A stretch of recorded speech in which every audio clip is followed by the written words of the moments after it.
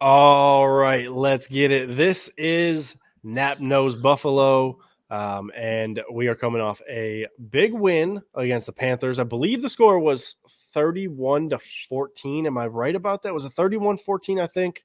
Um, Yeah, I'm it going to was. be honest, and we'll get into everything. I didn't pay as much attention to the game. Yeah. Um, I I was out with some of my friends and there was a bunch of games on because we're at a bar. They have every single game on. I'm talking to them, and we'll get into the game a little bit, not much, but like I just wasn't. I don't know. I wasn't as interested in the game this You past were week for busy. whatever reason. You were busy with So your friends drinking. I'm gonna be honest. I don't have as much to say about the game, but I do have a couple of talking points that I want to get into. Yeah. Before we do that, though, real quick, Manny, how you Yeah. doing? Good. It's That's good. cold here. It's Really cold there. cold. Yeah, yeah. How cold is it there right now? Well, obviously we go by Celsius, so I'm gonna say minus 26 Celsius. Which is, do you know what that is in Fahrenheit, or do I have to calculate? Uh, I can calculate it real quick if you want. yeah. If you want to calculate it, I'm gonna try to pull it up here. It is. I'll just say it is really cold, but You that said is minus 26. yeah, That is negative 15 degrees Fahrenheit from the yeah. calculations that I just did in my head and definitely not on my So phone. I'll tell you So this. that's really freaking cold. It's snowing there too, I assume, right? Like you're going to have a white We have a Christmas. lot Oh, of that's snow. the other thing. Merry Christmas, everybody. Yeah, Merry Christmas. We totally forgot about that. And in Canada, we have on the 26th a holiday too called Happy Boxing Day, All right. So which Merry is Christmas and Happy Boxing Day. for the Canadians, I guess. We'll throw that out there for everybody. But Sunday, Monday, it's like friggin' cold, man. I think it's Daytime, already day, friggin' cold. daytime high minus 24 Fahrenheit. That's That a sounds high. horrible. That sounds At, horrible. at, at night, minus 35. One more thing Yeah. before we actually get into the show. Do have a kind of a housekeeping announcement type of thing. Um, I am going to be taking a break at the end of the season just from the show in general. I need some time back in my life. I've been talking with Manny about this, and my schedule has gotten very busy, and doing the show, I don't want it to end up taking a back seat where it isn't as good of a show because we're just kind of throwing something out there. Yeah.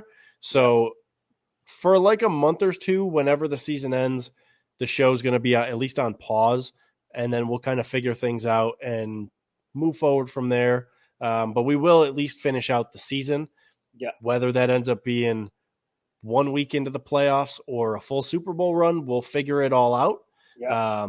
But just as a heads up, don't want anyone to be completely surprised because it's something that is going to be happening. Yeah. The other thing, I guess, would be that next week We there is both not going to be a are. show just because we're Yeah. both. I'm going to be out of town traveling, and I have a Manny's hockey got a whole lot tournament. of different Yeah. family stuff, the hockey tournament, and Yeah. so we're going to take next week just off completely, get back to it before the final week of the season, and hopefully we'll have a A little long momentum run. going into the playoffs for a nice playoff run. Yeah. So that being said, now that we got all the housekeeping stuff out of the way, Yeah.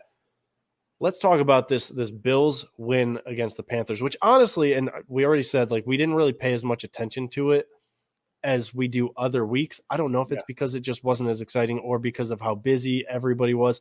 I felt like there wasn't as much, and maybe this is just because this is how I was, but I felt like there wasn't as much interest in the game in general, just because it wasn't as big of an opponent. But it was actually a pretty big game, if we're being Yeah. honest with ourselves, because if the Bills had not shown up, had not played very well, and they had lost that game, then the season is not officially over, but like things would Close. have been massively Yeah. different with what, like, the Bills would absolutely have to win out then, and you would have a whole lot less confidence in them being able to do so. So for them to get the win, one is huge. For them to get the win by the margin they got it by, like playing the way they did, especially in the second half, even better. Let me just get my dislikes out of the way real quick because I know you said you didn't have as many things to say about that. I don't really want to get into the dislikes as much. Yeah. So I just want to kind of get them out of the way, and then we can talk about the couple things that we actually both liked about the game. Yeah. The first thing I think everybody would say is Just the slow start. Like it was Yeah. ugly the way the first 2 drives started. They kind of got the ball rolling a little bit after that, but the first 2 drives, I want to say, was like negative 10 yards. That's just disgusting. I know partially that was because the line was in flux and things were just moved around where they shouldn't be. And you got it figured out and sorted out a little bit after that. But starting slow like that just can't happen this week against the Patriots. Yeah. Not because the Patriots have this really high scoring offense, but just because they'll take advantage of big mistakes. And so I do think the Bills really lucked out with that initial drive and the fumble and not having big issues there. And then obviously just not getting yards, not doing anything with the first 2 drives. Not great. The other thing is that interception before the half. Imagine how great it would have been being up 21-0 in the half instead of 17-8. Like, Yeah. it would have been a major difference in how everything played out, even in the second half. And you would have felt even more confidence. And honestly, like, we just never want to see a Josh Allen interception. Yeah. It was a good play. It wasn't like it was a absolutely horrendous throw. Like, it was still a good play by the defense, but Yeah. you want to see Josh protect the ball more. Yeah. I agree with you. I think the slow start's been a theme lately. Just slow games, slow out the pocket. And I think part of that is last year we were used to the fast starts, and they were all, majority of the time scoring on the first drive. Mm-hmm. And so I think they've kind of regressed in that part at the beginning. So yeah, I agree with you. I don't have a lot of dislikes in that game because I missed the second half as well. I had to come Mm-hmm. back home after my son's hockey practice and kind of watch the second half that way. And so, yeah, I don't have a lot of things that I would say was bad from the team. Yeah, it was. I wouldn't say it was a perfect game, but it was good. Yeah, Let's do the likes though, and then we can move yeah, on because I would much rather spend the time talking about everything else that we normally do in the show with yeah, winner and loser, and then obviously this massive game coming up yeah, against the Patriots than yeah. taking too much time on a game against the Panthers. But what was the things that you liked from that game from when you were watching? Two things I really liked. I loved Gabe Davis and his game. I ever since Gabe Davis has been more involved in the offense, I think he's been lights out. He's been Mm-hmm. there. He's been. I think he's shown confidence to the offensive team that he's capable of being there when you need him. And I think that's huge. The 2 touchdowns were great throws by Allen, but also great plays by Davis. I think also I know some people won't like this, but like McKenzie, those little runarounds that he does, like they don't look like big things, but it allows Allen to see a lot of what the defense is trying to do.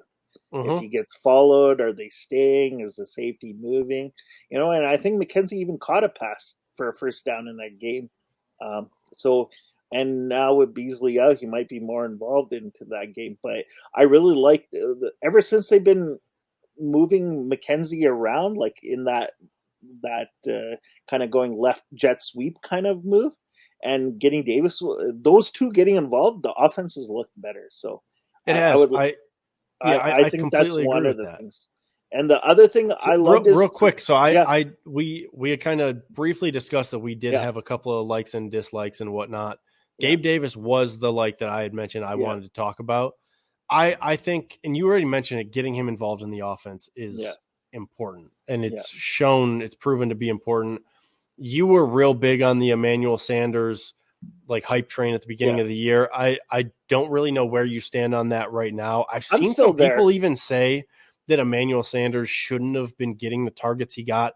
I Ah, want I to just don't put a believe that. pause to that completely. Yeah, Like, yeah, I think Emmanuel Sanders being as involved as he was in the offense at the beginning of the year was what needed to happen at that point in yeah, time because you have to get him involved. You have to get him up to speed. yeah, You got to show the guy who you just paid to come to the team, we want you involved in the offense. And it has kind of trickled off even before the injury. It like his production definitely trickled off. yeah, And I think that's partially because maybe his role in the offense wasn't at the beginning of the year the same as it should have been. Like, I think his role moving forward is going to be different than what it was at the beginning of the year. And Yeah. that's not a bad thing.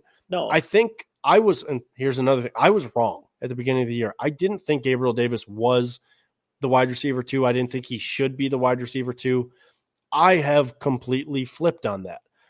I think there's plenty to talk about moving forward about the wide receiver room, but I think for the sake of this year, for the way the offense runs, for everything that the Bills need out of this offense, and even potentially moving forward, I think Gabriel Davis should be that guy on the outside opposite of Stephon Diggs, because he makes plays when he's called on. It's not like he's going to every single week be that 100-yard receiver that like some other guys in the league are going to be. He's not like that superstar type of player that Stephon Diggs is necessarily, but he can make some big plays happen. Yeah. And I saw a comp for him this past week on Twitter by Joe from WGR. And I kind of like the comp that he made. Not necessarily that he's going to have the type of career that this guy had, but the way they play, the things they can do. He comped him to Jordy Nelson. Similar size, similar athleticism, all that stuff. I think that's a good comp of how he should be used. It's not like Jordy Nelson was running all these crazy intricate routes all the time for Green Bay, but what he did, he was very, very good at, and Aaron Rodgers knew how to take advantage of that, and that made him a great player and a great receiver in the league for a long time. And I think Gabriel Davis has the potential, if the Bills use him the way he should be used, that Josh Allen could take advantage of that, and he could do some special things in the league. Like I said, maybe not like that superstar type of player, but he could be very good for a long time if we use him the right way. And you've seen that with how productive he's been since getting more snaps. So him getting more snaps is massive, and I want to see him get more snaps, because when Gabe Davis is called on, Gabe Davis produces.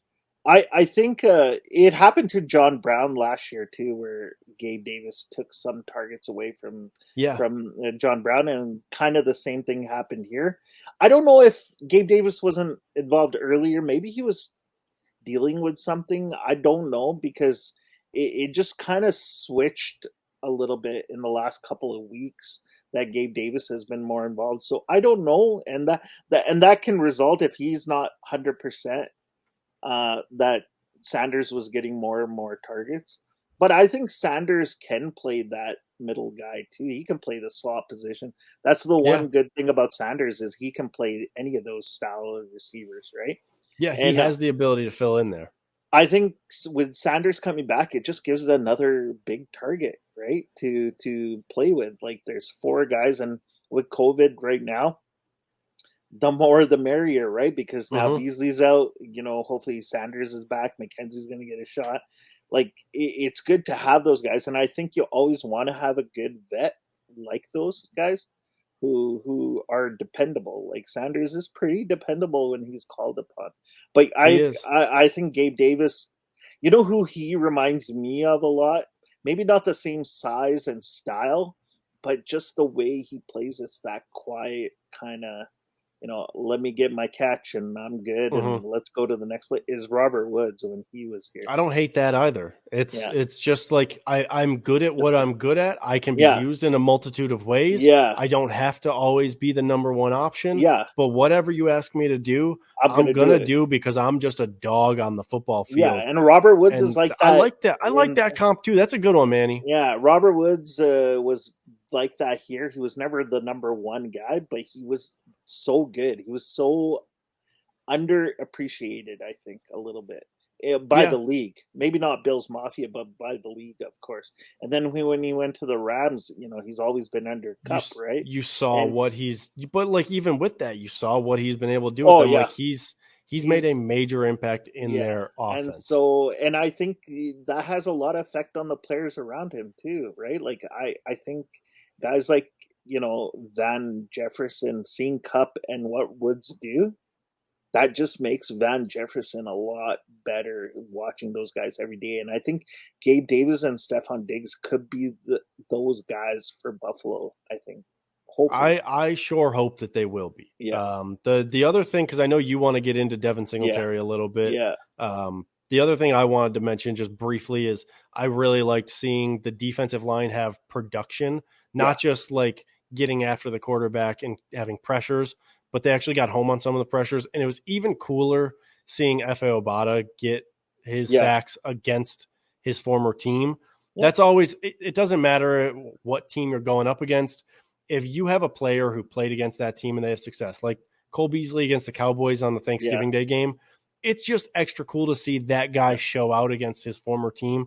So I don't think we need to get into that a whole lot, I but think just Mario like it was Addison. cool seeing that. I think Mario Addison got one too, which is against his former team too. So Yeah, yeah. So I liked seeing yeah, that, and seeing guys get production against their former teams is something that is like, it's everybody mentions it, so it's not like this is a crazy topic or talking point, but yeah, it's always cool. I've always enjoyed yeah, seeing that because I think it does mean a little bit more to them. yeah, So yeah, let's do the final like, because yeah, we do have a ton of other stuff to get to. yeah. Your like is Devin Singletary, I believe, It, but I want it's to hear what you have to say about him. it's Devin Singletary has it's part Devin Singletary. It's part O line. Um, Okay. because what they're doing is they're running the play to the outside, and Devin Singletary has the speed to do it. But one thing I've noticed with Devin Singletary, he's making that quick read and he's gone. He's not hesitating. He's not really looking for that second cut. He just the one move, he sees that hole, he's gone.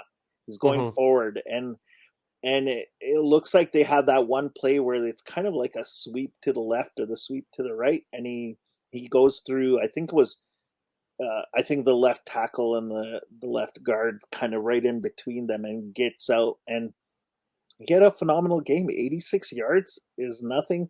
I know, like obviously we don't have like the 100-yard rushers, but like 86 yards for Motor for this team, Buffalo I'll team take it. is I will great. take it. Is And a a great touchdown. And his and touchdown run was really good too. good. And he's been, you know, I don't know. Again, it's that O line, right? They're doing something different, and it seems to be working. There's something there that's working in the last, I think, 2 weeks that I haven't seen from this O line since all like for the whole season. And there just seems to be more gaps opening up for Allen or Singletary or Breida, whoever the out of the three runs are. It Yeah, I just think unexpectedly, Devin Singletary, I want to say he's 11th in the league in yards per carry for yeah, qualifying players. yeah, Very unexpectedly, I didn't see this coming. I really didn't. Once yeah. again, I was wrong before the season. I thought Zach Moss was going to be able Yeah, to take I over always that thought role. Motor was the best running back. I thought Devin Singletary was very useful. I wasn't Yeah, on like the get rid of Motor train, yeah, but I thought he was going to take a back seat a little bit, yeah, and he's done the exact opposite. When he gets touches, he makes that first guy miss, and you pointed it out. He's done a lot better this year of making that first guy miss and then just trying to get upfield for whatever he yeah, can yeah, instead of dancing around a little bit, because yeah, that was part of his problem last year. It yeah, was, I mean, the O line definitely hasn't been good last year or this year, but that was definitely playing into some of his failures, I guess, as a running yeah, back, yeah, is that he yeah, would dance around a little bit. And it does yeah, seem like the last couple weeks, he's more just make that cut, hit the hole, and get as go. far as you can. So Yeah, I like that a lot about what I've seen from him. It gives me hope. There's going to have to be some changes in the running back room in the offseason. yeah. But from what I've been seeing, and obviously from what you've been seeing with Devin Singletary, he should be here next year. There's no reason to try and move on I from th- him. Other guys, maybe. Devin I think Singletary, he's proven his worth. I think one thing like the first time that we saw Motor play really well was with Frank Gore as Mm-hmm. his counterpart. His rookie year, yeah. Yeah, and he's been different ever since I think Breida's been into the lineup too. There's been a better Motor, uh, no pun intended, but he's been better, right? He's seeing the holes better, and I still think like I don't know if it's Breida next year, but I definitely think they need to get a veteran running back to be with these guys, even if it's um, Moss and Singletary, or if it's Singletary and a new rookie. But I think a good vet, needs to be in there. I think, and this is like a postseason talking point for sure, Yeah. but I think there's a very fair argument for the only running back in this running back room, like actual running back, because Tywan Jones, I'll be fine with a special Yeah. teams guy being on the Yeah. team like that, whatever. But like actual running back, I think there's an argument to be made that Devin Singletary is the only guy who should be brought back next year, potentially. But Yeah. that's an Yeah. off-season talking Yeah. point. Yeah, but I think he plays better when he's co-running with a veteran running back. You know what I mean? Yeah, Like he seems I to. do. I see your point there for sure. I just seems he gets better confidence, or he gets coached better. Maybe I don't I know what almost it is. wonder if I don't know. I mean, it seems like when he gets more touches, it just works. Yeah, I don't even know if it's necessarily the rotation like that. I think it's just give him enough touches consistently instead of doing the whole full on rotation. Not saying he should be like a workhorse of a back, but give him like 10 to 12 touches a game consistently. And maybe that's the key to his success. Yeah, as opposed to some weeks he gets 3 touches, some weeks he gets 10. You never know. Like give him some consistency and maybe that's going to be good. But it also does help that, the line was able to open up a few more holes for him to run through because I talked about it a ton in the offseason. It doesn't matter how good your running backs are. If your offensive line is terrible, your running backs are going to be terrible. Yeah. And so the offensive line, as much as we probably don't want to praise them, I'm not going to say that they've been great by any means because they haven't, but they've been able to open up a few more holes for the running backs to get through, and Devin Singletary's been the guy to take advantage of that. If you look at the top running backs the last couple of years, when Elliott had his great year, he had probably the top 3 O-line. Always have a good offensive line. Jonathan Taylor this year, he's got probably the best O-line out there. Yeah, there's going to be a good offensive line attached to every single good running game. Yeah, So let's move on from that game. Yeah. We might touch on it a little bit depending on what your winners and losers are. Mine technically don't cover that game. My winner, actually, I'll let you go first. Who's your winner of the week? The winners of the week, I have to give to Jalen Hurts as one. Okay. I think, I wasn't a big Jalen Hurts fan coming out of college. I thought he was going to be good, but there's always talk about Philly maybe not being sure on Jalen Hurts, and maybe they'll go after Russell Wilson or they'll go after somebody else. But you know what? This game last week, he not just ruined my fantasy season and got me out of the playoffs, but he looked really good. He looked sharp. He looked confident. He made throws when he needed to. He ran the ball when he just everything. That was his best game I've seen as a quarterback, and I hope he continues that success, because if there's another place that is really hard on players, it's Philly, and so. I'm glad he's doing good. So he's my first winner. My next winner is Dan Campbell. Okay.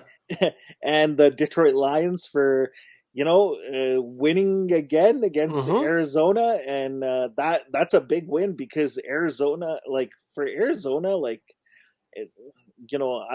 they're not my loser, but they probably should be. But that's a huge loss for them, and for them to lose to Detroit, give props for Detroit. They just never give up, and they keep on going. And no, as much as we want to make fun of Jared Goff and his contract and whatever, the guy keeps on trying, and his team plays for him heart and soul. He's become that heart and soul for that team, it seems like. So I will get into one of my losers real quick before I even do my winner, because you already touched on it, the Cardinals. I do want to say Dan Campbell, I know our friend Steve Mathis over at the Air Raid Hour at Cover One, he is very anti Dan Campbell. Not a fan of him whatsoever. He always. I don't know if Dan Campbell is like this great X's and O's head coach type of guy, but I don't think you have to be successful. I think you can be that type of coach. Like Bill Belichick he's extremely smart. I know people don't want to hear it, but he is. He knows what he's doing in terms of football. He doesn't necessarily have to have the best coordinators to have the right plan in place for his offense or defense, because he has the mind where he can kind of figure some things out himself. Obviously, there's a reason he's been so successful for so long. Yeah. It's not because every single coordinator hire has been great. Yeah. I think Dan Campbell is a different type of head coach. I think he's the type of head coach whereas if he has the right coordinators, then his team is going to be put in a position to succeed in terms of X's and O's. If he doesn't, they probably won't. Yeah. But he is a leader. Yeah. You might not like how he leads. You might not love all of his tactics or like the theatrics of it, because like the whole biting kneecaps thing, it was a little polarizing where some people were like, oh, this is just really stupid. Or some people loved it. Yeah. But he clearly has captured that locker room to the point where they believe in him, whether he's the smartest guy or not. They believe in him. Yeah. He has that locker room, like he has a grasp on the locker room. And I wouldn't be surprised if they can make the right hires that maybe the team starts to win a few more games. I'm not saying it has a winning season next year, but it wouldn't shock me if they can start to build something because of the type of leader that he is, not because of how smart he is with football matters. Because I think, like I said, there's just two different types of coaches. One of them is going to be that really smart football coach. The other one is going to be a leader of men. And I think he's that second category where he's going to make the right hires. But as long as he makes the right hires, he's going to put his team in a position to succeed. He reminds me of Herm Edwards as a coach sometimes. I think he reminds me of Coach O. Oh, really? Yeah, I mean, think about it. Coach O down in LSU, he had to have the players end up being in the right place too. Where like but he's was amazing. But he had the right hires too. He had the right coordinators. Yeah, and so with that, like the team's going to believe in him. Yeah, and then you have the right hires and all that. Like things can come into place for a guy like Dan Campbell, but he has to have the right coordinator hires. I think it's also a great place for Jared Goff to go and just reset. Oh, I don't think he's going to be there very long. I don't know, man. I don't know. I think you're just a fan of his girlfriend. No, hey, I think everybody is. But the thing is, I'll have to disagree with you.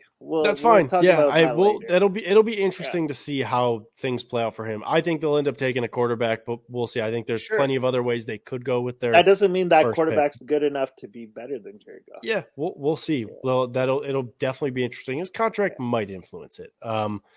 Before I do my loser of the week, my winner of the week, my loser of the week, one of them is the Arizona Cardinals. One for losing to the Lions, and two for not posting the score like a bunch of cowards.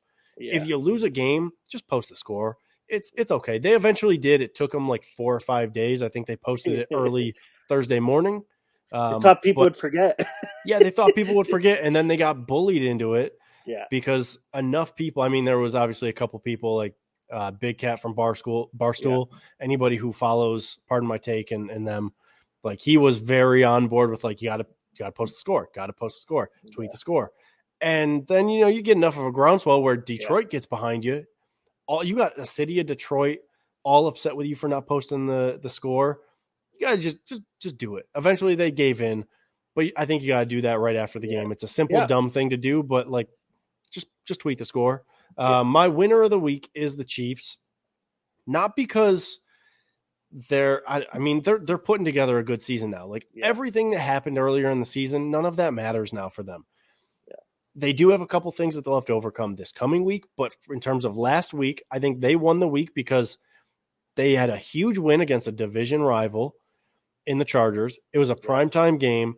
It was an overtime win. The way it happened with Travis Kelce having his touchdown at the end was massive. They got a big game from Travis Kelce. They got a big game from Tyreek Hill. And then they also had the situation where the Patriots lost. So that gave them that extra grasp on the 1 seed. So they are my winner of the week. Yeah. Yeah, I have to agree with you. I think KC is starting to look like KC of old, and that's going to be tough to beat if they. I don't like it. Yeah, I definitely don't like it. All right, who's your loser of the week, Manny? I got two again. I got Lamar Jackson. Oh, this seems like a theme all of a sudden. Lamar Jackson is a loser because Hundley looked pretty good when he played in relief of him. I like he's a good quarterback. He's regressed this year, I believe, and regressed to a point where he's still got a Pro Bowl selection, which I could name you two other quarterbacks right off my head. We'll get into that in just a second. It's called Josh Allen and Joe Burrow, who I'd probably put ahead of him at this point in the AFC. I could probably name another one. I just can't think right now. But those two come to my head right away that could be in place of him. So, and Baltimore, honestly, they're just falling apart right now at the wrong time. And Lamar's a big reason why they're falling apart right now. And so he's my loser. And then my ultimate losers of the week, and they've been my losers quite often, it's the Cleveland Browns. They're just losers. And they keep on showing that. I mean, they did fall apart partially because of COVID. And I'm also going to say Lamar was injured. So, like, the part of the reason that the Ravens have lost is because he hasn't necessarily been there. I like Huntley a lot. Yeah, I wanted I like the Bills that. to draft him and take a chance on him as that QB2 option because I think he fits into what the Bills do and could be a good long-term QB2. So I think Huntley is very good. We've always kind of disagreed on the whole Lamar thing. I think he is good. I think he is a probably top 10, maybe top 12 starting quarterback if you were to build a team around them. But like for what the Ravens do, he fits that. Yeah. So yeah, I don't know. I think I understand where you're coming from with those though. Like Tyler Huntley came in and played great. Like I think he played great. Yeah. All things considered, like he played really well because like he's relatively unknown. He showed up out of nowhere that first game, and then a week I've to been prepare impressed played by really him. well. Honestly. I've been very impressed by. I think anytime he's come in for Lamar, he's looked good, which kind of, like it's interesting because like at times he's looked better than the other name. You don't even want to say it. Yeah. But Cleveland Browns, the Browns. Yeah, they're the biggest losers because they had a chance. It's one day it's COVID Baker, one is COVID, then Hunt, and then Chubb, and then it's something. Then it's going to be the city of Cleveland. Then it's going to be the state of Ohio. There's always something wrong with the Cleveland. Hey, there's always something. You wrong took that with one the step too far. There's always something wrong with that organization, and until they figure it out, which it's Baker Mayfield, they are not going to win anything. All right, look, I will respect your losers of the week. I mean, they did lose their playoff spot. They had a chance to win and knock the Bills out. They didn't do it, despite all of the circumstances that obviously were against them. They still had a chance and didn't pull it off at the end. My loser of the week is the Pro Bowl. And I don't want to talk about this for long because everybody else is going to probably talk about it. We've seen enough about it on Twitter. I'm sure people are tired of it already. Let's get this out of the way. Hey, our post. It's your post because you thought of it. So I'm going to give. I will.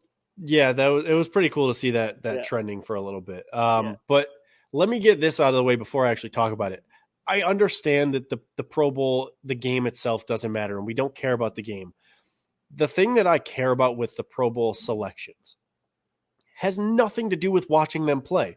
Everybody who's been yelling about, oh, we don't care about the Pro Bowl. Nobody cares about the Pro Bowl. Shut up. You're wrong. People do care about the Pro Bowl. There's a reason people are arguing about it. It's just they don't care about it because of the game itself. They care because they just want to see the right players get recognized. They want to see the right players get the accolades.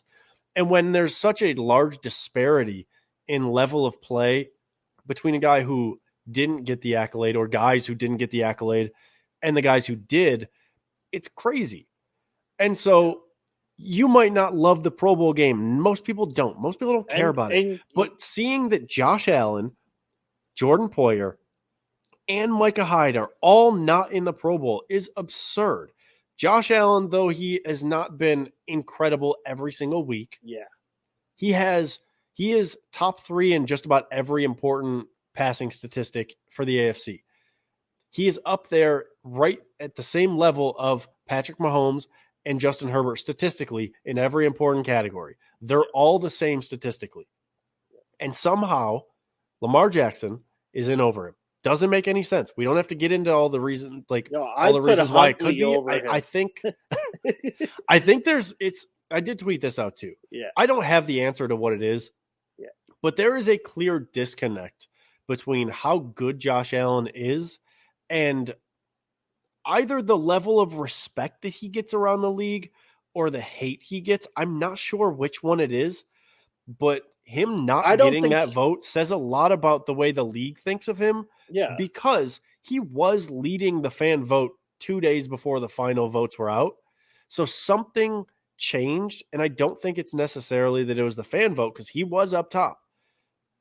I think the reason he's not in the Pro Bowl is because of the players and coaches, and I don't know if that says more about how much other players and coaches hate Josh Allen or if they don't respect him. I don't know the answer to that. Yeah, but I think it's a weird kind of conundrum there. It's not just him. Like Poyer and Hyde continue to not get. They always get disrespected. It's incredible to see how good they are. How Poyer's having the best season out of any safety in the entire NFL. Yeah. Everybody in the media has been talking about it. It's not like this is a secret. It's not like it's just the Buffalo media. There was literally, was it the game against I think it was the game against the Bucks, maybe. Yeah. Or it was either the Bucks or the Patriots, where one of the announcers was literally promoting Jordan Poyer to make the Pro Bowl because of how bad it's been that he hasn't made it before and how good he's been this year, which never happens. Yeah, it's a travesty that all three of them are out. The things that I will say about the Pro Bowl, first of all, how is Tyler Bass the fifth alternate for kicker? There's a lot of weird things, yeah.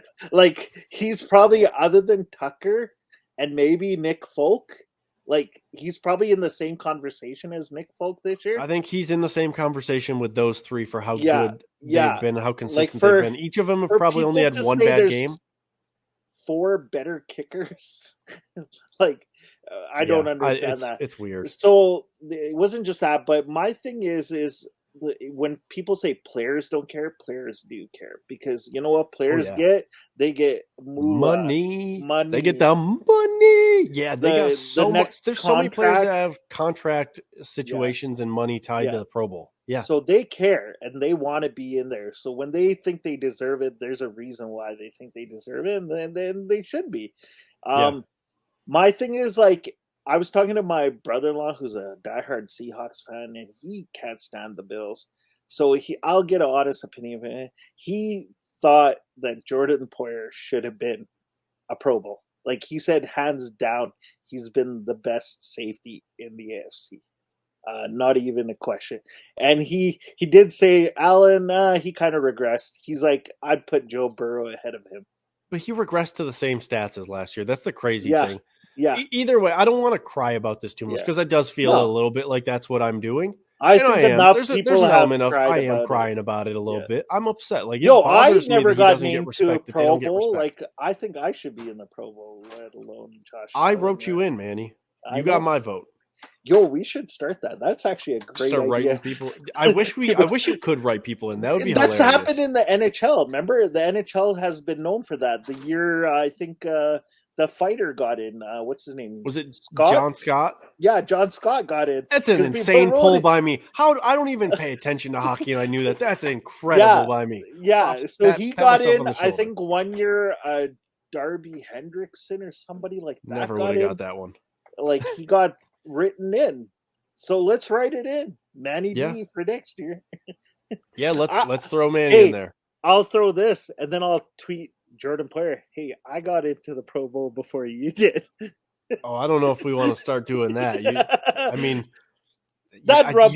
You guys might have the same chances of getting in at this point because of how disrespected he is. It's let's just write Micah Hyde and let's write Jordan Poyer in for like an alternate for 2022 because we all know they're not getting the votes that they should get. It's just super frustrating. For this year, out of any player who should be in the Pro Bowl, Allen, Dawkins, whoever got in, like whatever, Stephon Diggs, Poyer would be like majority of the people's first choice. 100%. He got. Yeah, I think he is the number one Bill who should have been in this year. I would have put him in. If I could have only had one of the Buffalo Bills players in, he would have been the guy I voted for because of how good he's been. Yeah. So just frustrating. All right, let's move on to best bets. Yeah. Manny, you Yeah. had a winning week 2 weeks ago. Yeah. And we celebrated you. We did. Yeah. Yeah. We praised you on this show. Yeah. Yo, I gave you props. Who knew Detroit was going to beat Arizona? Come on. And then you pulled a 1-4 back out. So it's like you didn't even go 3-2. It's like you just went right back to 2-3 because you just canceled out your winning week by going 1-4. Incredible how consistent you actually Tampa are. Bay, nobody thought 9-0. Come on. Like that was I didn't have a good week myself. Arizona, come on. Like come on, Arizona.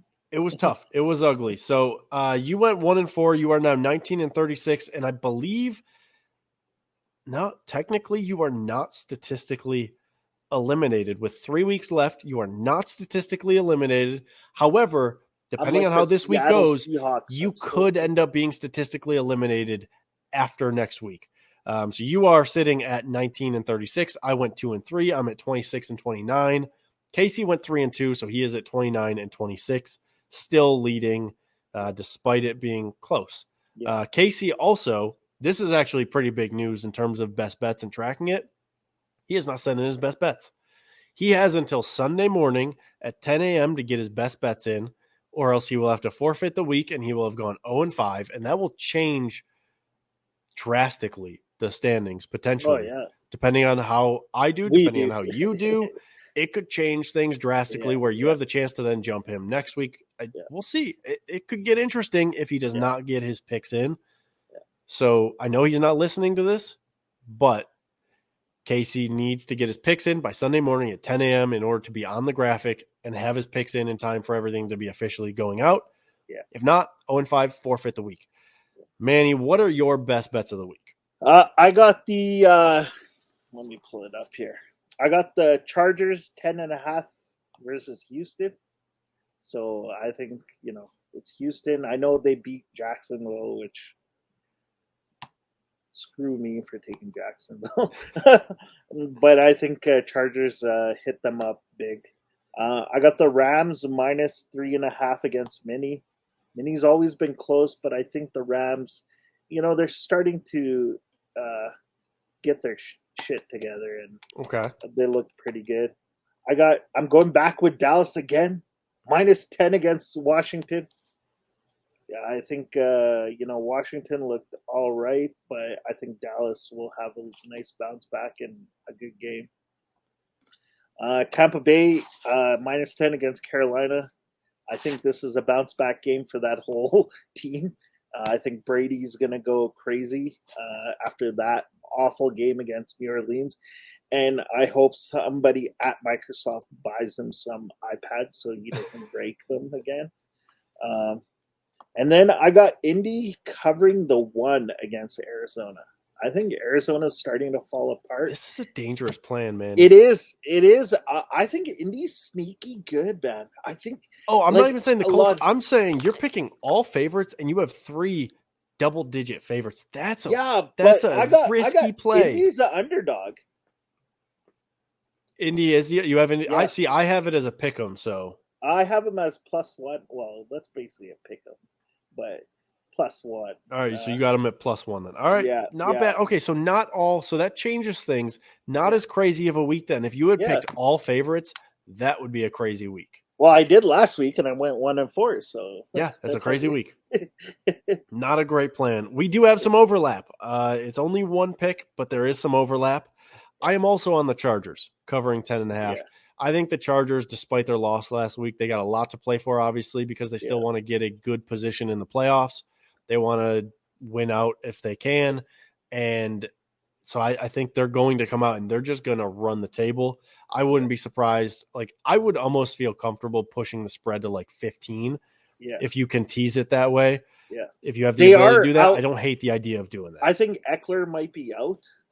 Which hurts, but they're just that much better, I think. Like they're a solid football team. Justin Herbert is playing well. And Justin Jackson is a good backup. Justin Jackson came in last year, I believe, and played well in relief. So like that, I'm okay with that. I think the Bucs and the Panthers are going to go under 42.5. I hate betting unders, But I think this is just going to be an ugly game because the Bucs are missing a lot of players this week, a lot of important players in terms of injuries. And even if they do have some guys come back, like I know Mike Evans could potentially play, not going to be 100% even if he does.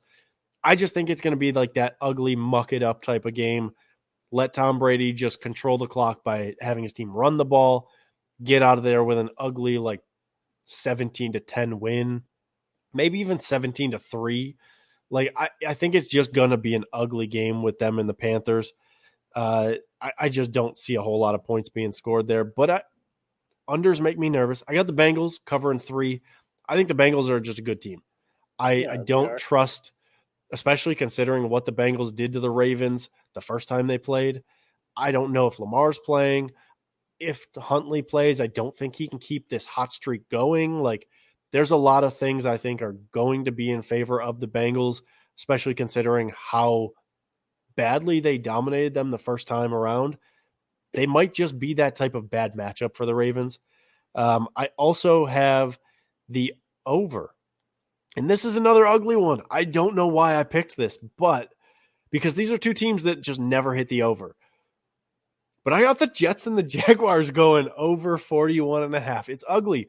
Both of these teams are under teams. They never hit their team totals. But I just, for some reason, I see two rookie quarterbacks going up against each other, two defenses that are not very good. This could just be like 2 pick sixes and then get like 2 touchdowns each. And all of a sudden you're looking at the games right there for the over. I wouldn't be shocked to see some points scored in this game, but like in an ugly way. It also could end up being that type of game where you end up at like 9-6. Who knows? Yeah. We'll see. I like the over though. My last one, I got the Bears covering 6.5. I don't even feel good about this, but I don't know. I don't like taking a lot of heavy favorites. Yeah. I also don't love the idea of any, like, there's not a game that really caught my eye. And I feel like this game is just going to be ugly enough where the Bears are going to lose, but maybe they keep it close. Maybe. So that's where I'm at. It'll be interesting to see how the best bets play out. There's a lot going on this week, a lot of important games this week, and there could be some big movement in our standings even, our best bets.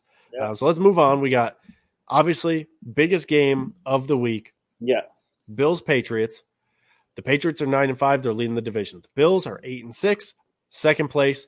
But if the Bills win, like, this is literally the battle for the division. If the Bills win, they control the destiny of the division. If the Bills lose, the Patriots pretty much have the division in hand, and crazy things would have to happen in order for the Bills to end up winning the division. This is a make or break type of game for the Bills. I think to have confidence in the team moving forward the rest of the season, and like in terms of the playoffs specifically, they have to win this game. Yeah. There's a lot riding on this game, and there's a lot of injuries that are going to impact it. There's some COVID situations that are going to impact it. Obviously, the Patriots have some guys out. Cole Beasley's going to be out. The Patriots are pretty much down to like 3 wide receivers with all of their injuries and COVID and whatnot. Deion Dawkins might not play. Like, we don't know how this game is going to look until potentially the day of, because of all of the COVID and injury issues.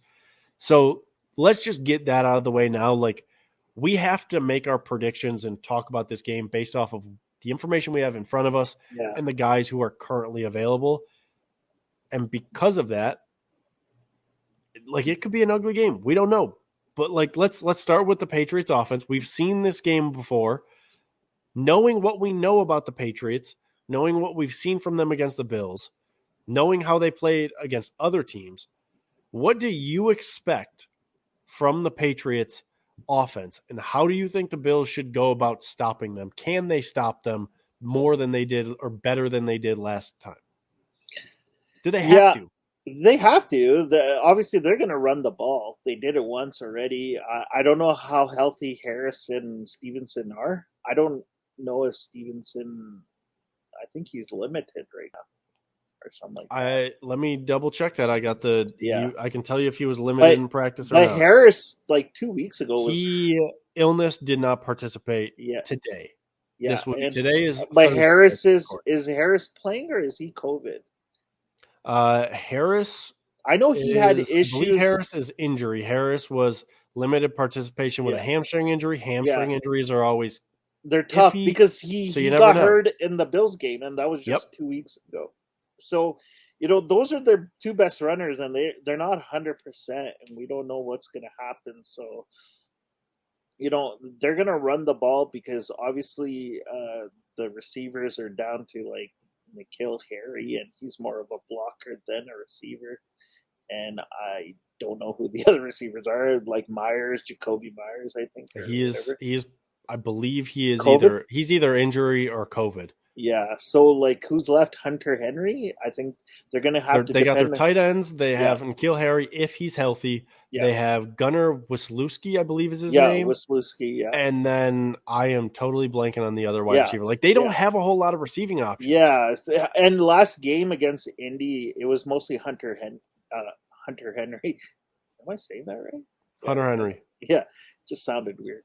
Hunter Henry still sounds weird, but okay. Yeah. So he was his biggest target. So I think the difference might be the weather and how the weather is. I don't know right now what the weather is going to be like on Sunday, but much lighter weather than the first game. Yeah. So I think Mac Jones is going to have to throw in this game. And that's going to be the key. Is the Bills defense going to be able to stop, I think, Mac Jones throwing the ball? I think they're going to run the ball. Obviously, we know that. But I think this is a game where they're not going to be able to just run all game and throw it, twice? I think he's going to have definitely not going to be able to throw it 2 or 3 times. They're going to have to throw the ball more than that. Yeah. Because I think one of the problems that game was the offense, and the offense has looked better since that New England game. But you also got to put into you got to also remember that Allen struggled a little bit with the weather too, and his throws were off. They were too left or too right, and the ball kind of hanged every time he threw the ball. But that's not going to happen this time, and that's going to be the big difference. And I think for the Bills, like, honestly, the key is red zone. They got to perform. They're going to get to the red zone, like it or not. They're going to get to the red zone, but we need to see 7 points. Yeah, I think it's going to be interesting in terms of the Patriots offense. Yeah. Like we just really don't know what it's going to look like because of all the injury issues and the COVID situation with their wide receiver group. Like with the weather the way it is, where it looks like it's probably going to be like low 40s, maybe a little windy, but not really, really windy, like 10 to 20 miles an hour is what I've been seeing. Yeah. That's like you can throw in that weather. Yeah, Allen can But throw. If you don't have wide receivers, can you throw? Like they could find themselves in a situation again where they're going to have to throw more than 3 times. But I wouldn't be shocked if they go into this game with 2 or 3 wide receivers on their roster. I would not be shocked to see the Patriots only throw the ball like 10 times. It wouldn't surprise me to see them try and approach it with a similar type of game plan because they know they have a power running game if their running backs are healthy that works. It's going to be an ugly muck it up type of game, but if their defense holds, then their offense can run that style of offense. Yeah. You mentioned it. If the Bills score, it completely changes things. It changes it. That's the difference, I think. If the Bills can score and run the ball themselves, how Singletary has been running, or Allen or Breida, whoever it is, and they score, it's going to make them, just like we talked about the last game. If the Bills had scored, they would be throwing it. Even in that win, they would have to throw it. So and here's the thing, I'm going to do something that I don't want to do here. I'm going to say something I don't want to say, but I do feel like it needs to be said because there is a part of Bills Mafia that just wants to act like Mac Jones is terrible. They want to act like he's just not good, that everybody's lying, and that he's a terrible quarterback because he only threw 3 passes.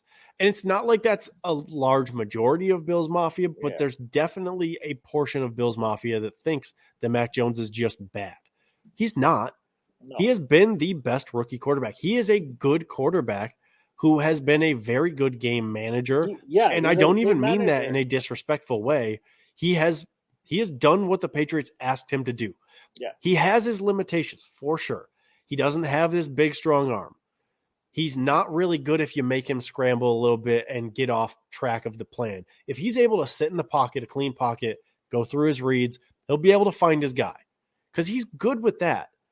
Yeah. But if you get pressure on him, which like it's not like this is a crazy thought process, but if you get pressure on him, if you make him get off his mark a little bit, if you make him move around, if you make him have to just actually beat you with his arm by making it like a difficult throw, putting the ball up in the air, I trust the Bills secondary more than I trust Mac Jones in that regard. Yeah. Not that he's a bad quarterback.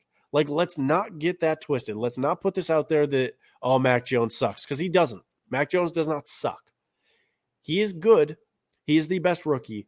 But if you make him be the guy who has to make difficult throws to beat you, that's where he's going to struggle. He's not at the point yet, and I don't know if he'll get there. He could, but he's not at the point yet where he can make all the throws on the field to beat you. And the Bills have the defense to force him to have to do that as long as the offense scores. Yeah. So if the offense scores and you make Mac Jones be that guy, there's going to be opportunities to take advantage of. Yeah, all it comes down to is the Bills scoring. Like, honestly, maybe not all, but like that's a large majority. Factor of it, obviously. Yes. I'll tell you this: the last game we lost is because the Bills couldn't score. It's because the Bills didn't put up more points than the Patriots, right? Exactly. And it's not just like field goals. You need touchdowns. You score touchdowns early, and you get, let's say, you're up 10-0. New England's got to change their game. And that's the key. You're in the red zone. You got to get points out of the red zone. And the Bills just last game didn't do it against them. And we saw this. We saw this last year, right? Where the first game, it's Cam Newton's at quarterback both games. Yeah. The first game, it's a much closer game because the Bills don't score enough early. They don't force the Patriots out of their game plan. And it just becomes a Patriots style game. And that's what happened this and past time against the Patriots with the weather last year. Yeah, in the first game. The Bills lucked out, got a win. Yeah. But then in that second game, the Bills were able to score enough fast enough where they took the Patriots out of their game. They made the Patriots try to become something they weren't, which is a pass-heavy team to catch up. And if the Bills are able to make the Patriots a pass-heavy team by scoring, then they're going to completely change the Patriots' game plan. I really, really, really do not think there's a single thing that the Bills can do defensively to make the Patriots change their game plan. If the Patriots want to score as like a run the ball, score twice in the game, and that's it type of game, that's the style of game that they'll play as long as the Bills' offense allows them to do that. If the Bills' offense puts up points, that's what's going to make the Patriots change their game plan. The defense just has to make sure that they're still playing the type of defense they can, hold them to between, 14 and 20 points. Yeah. And that offense, like the Bills' offense, will have plenty of opportunities to score more points than that, and they should. Yeah. The difficulty, and we got to switch this over now, is that there's a potential we're going into this game without Cole Beasley and without Deion Dawkins. Like, that's a big deal, especially against a defensive line like the Patriots have, a pass Beasley's rush that the Patriots have. Yeah, Beasley's out. We know that for a fact. Yeah. He's out for 10 days. Yeah. Deion Dawkins, he could come back. At the time of this recording, he is not active. He has not been activated. We haven't heard that he's going to be activated. We still have 2 days left. It could happen tomorrow as you're listening, Friday or Saturday. Who knows? But as of right now, he's not been activated. That's a big deal because, he's a Pro Bowl left tackle. Whether some fans think he deserves it or not, whatever. He's been much better than some of it, like those 3 or 4 bad highlights have suggested the fans have harped on. He's had a good year. He's had some really, really – it's almost been like he's been really, really good, but his lows have been super, really super low.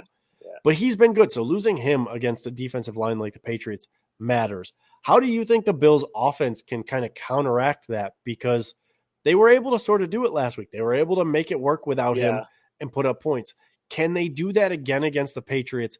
And if they can, how do they go about doing that? I think you got to.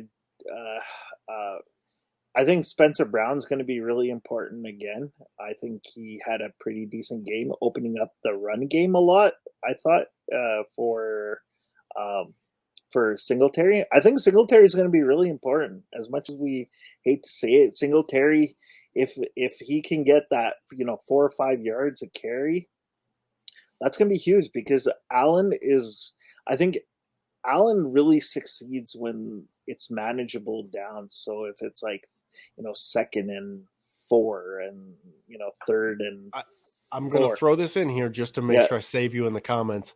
Yeah. Josh Allen is statistically the best quarterback in the NFL at third and longs. Like he does succeed at manageable downs because it's easier, but he is the best quarterback in the NFL when it comes to. Yeah, but the thing is, you don't want him to be there. You don't. That's not. But I just want to save you a little bit. Yeah, but this is also the game where it's going to be in his mind. This game, right? There's a lot of things from the last game that is going to be triggered, and no matter how good he is, no matter if he's friggin' Tom Brady or Peyton Manning, nobody should be hoping for third and longs. Of course, yes. I was not saying we want that.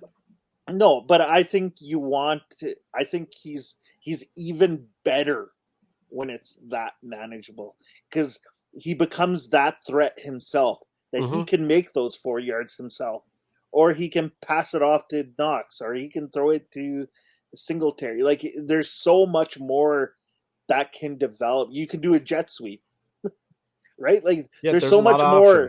There's a lot of option where third and long, you can get him cornered in there too. He's it's happened to him where he hesitates, then the defensive lineman gets to him, and all of a sudden he's throwing it away or sacked, right? So I think motor is going to be a lot more important than we think in this game, and I think the O-line, I think especially that Spencer Brown side, I think is going to be really key. I honestly, it's going to be an interesting game. Honestly, I'm very intrigued of what Davis and McKenzie can do. I don't know if Sanders is coming back. So I did see Stephon Diggs said he expects Sanders to play. Obviously, he's not the medical team, but if he's outwardly saying that, I would expect, even if it's not like his full number of snaps, I would expect something from Sanders. Yeah, I think Sanders can play that Beasley role, and I think he can do a decent job of that. Obviously, he's not the true slot guy, but I think he can play. He can fill the role, though. He can fill the role, and I think you might see McKenzie get a bigger role too in this offense. But the other guy that's going to be key is going to be Knox. I think Knox, is that one play he did to Knox right through the middle. It was almost like a screen, but like a middle screen. I loved it. I think nobody expected that play, and that's why he got tons of yards. I think he's going to be really key, and this is the game you can push the ball to Diggs a lot more than the last game. So honestly, like at the end of the day, like what I'm trying to say is offense, you better score some points. They're going to have to. They're going to have to probably put Knox or Gabriel Davis or somebody on that left side of the offensive line. Make sure somebody's lined up there to chip. Kind of get your pads on somebody. Get your pads on whoever's there, whether it's Judon. How they use N'Keal Harry on the Patriots side, right? Got to have that kind of. Davis is really get that extra body. Too. Get that extra body on their defensive end. Whoever is on that side, to make sure you're helping the left tackle. If Deion Dawkins, whether Deion Dawkins is there or not, honestly, give anybody who's over there some extra help. Chip them. Get your pads on them. Knock them off their path that they want to take. Force them to try and do something different, and just get them out of their game. You be the ones who create the contact. Be the ones who are initiating that physicality. Yeah. And we talked about this against the Patriots the first time around. The Bills have to be the team that initiates that physicality. They have to be open and willing to be more physical. Tackle. They have to don't tackle, miss that first tackle. That's the most important. And you know who's a really – I was going to say before we get away from this, another good thing Gabriel Davis is good at is blocking. He's a great run blocker. Yeah. I've seen it so many times. The more they use him, I've seen him in the last couple of weeks, especially the way they use him for blocking for their Singletary. Great, and I think that's another good thing that Davis is really good at is the run blocking, and use him.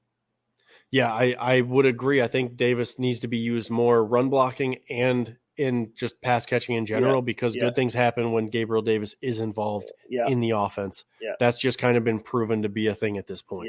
yeah, Keys to the game. yeah. I have three, and then I'll see if you have Sure. anything you want to add on to it. My first key to the game is let Josh cook.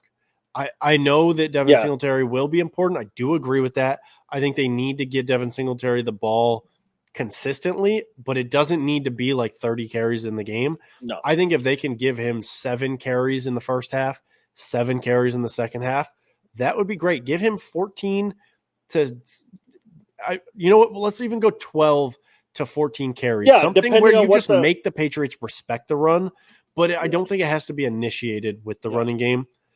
It needs to be enough where he's involved, but Josh Allen is still the key. Let yeah, Josh cook. Let Josh do his thing. Good things happen when you put the ball in Josh's hands, and Josh has a chip on his shoulder right now. You know Josh Allen is upset. You know he's pissed off that he wasn't voted in the Pro Bowl because players care about that stuff. You know he wants to take that anger out on the New England Patriots. You know he wants to prove everybody wrong. You know Josh Allen yeah, is that type of guy who will use that sort of pretty much slander to not vote him in. He will use that to his advantage. He will use that as his motivation. Josh Allen is going to have a big game as long as the Bills coaching staff puts the ball in his hands and asks him to. So let Josh cook. That's the first key. That's my first key. Second key to the game, in my opinion, I think that the Bills. Oh, and I lost it. There we go. Okay, here we go. I think the Bills have to score often or score early, and they have to maintain that lead. yeah, We talked about this last time too. If you don't take advantage of your opportunities, then you're going to end up losing the game. And you mentioned already, they're going to get into the red zone, right? You got to score touchdowns when you get in the red zone, not field goals, yeah, because touchdowns are what extends leads. Field goals can maintain a lead sometimes. yeah, Field goals can just make you feel better about yourself. Sometimes field goals are just like, let's salvage the drive, but touchdowns are where it's at. Everybody knows that. Score touchdowns in the red zone. Take advantage of those opportunities when they come to you, because if you don't score touchdowns, it's probably going to come back to bite you. And if you do those two things, if you let Josh cook and you score touchdowns in the red zone, you're going to do the third thing, which is you make Mac Jones be the one who has to beat you. You don't rely on you having to beat the Patriots. Put the Patriots in a position where they have to be the ones who make the play. Because if you do that, I trust the Bills defense more than I trust Mac Jones. It's not slander against Mac Jones. It's just that he's a rookie. He has not been in enough of these big game moments.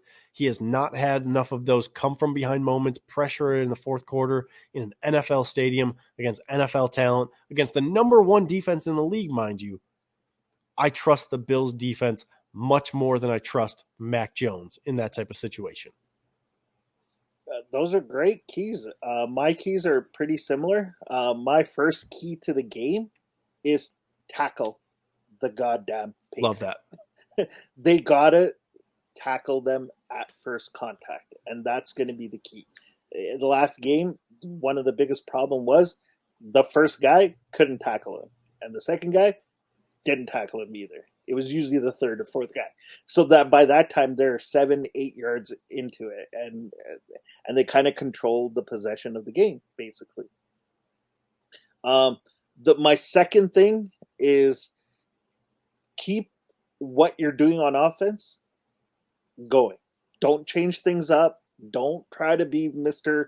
Oh, I'm playing New England Bill Belichick. I got to play mind games and do all this new shit. No, just keep it simple like you've done it the last 2 weeks and just keep on doing it. Motor the ball, get the lead early, let Josh do his thing, let Knox do his thing, let Gabe Davis get the ball, and for God's sakes, just give it to Stephon Diggs.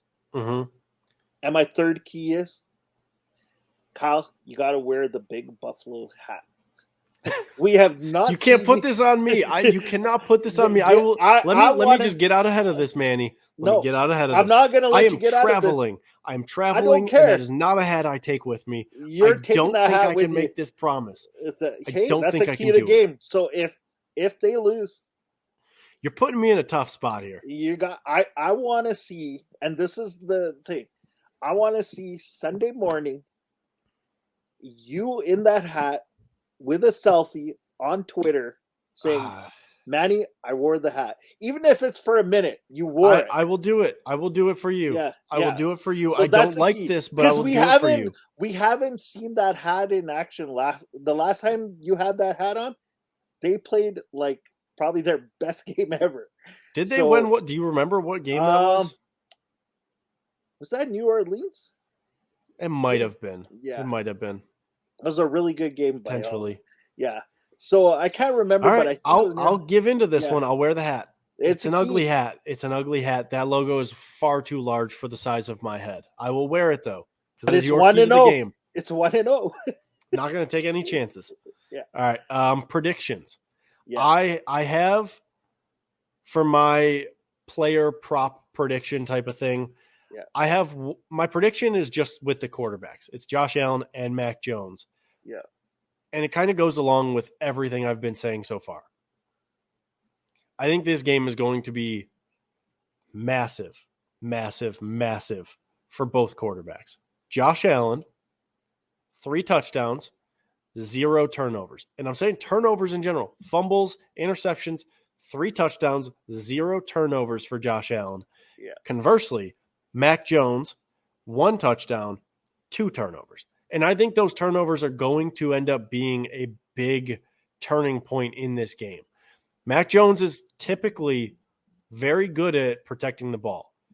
But if the Bills are able to get a lead and, like we've talked about, make him try to make those plays, those big-time plays, that's when those turnovers could potentially happen. So I think the Patriots are going to score. I think they're going to score more than just 1 touchdown.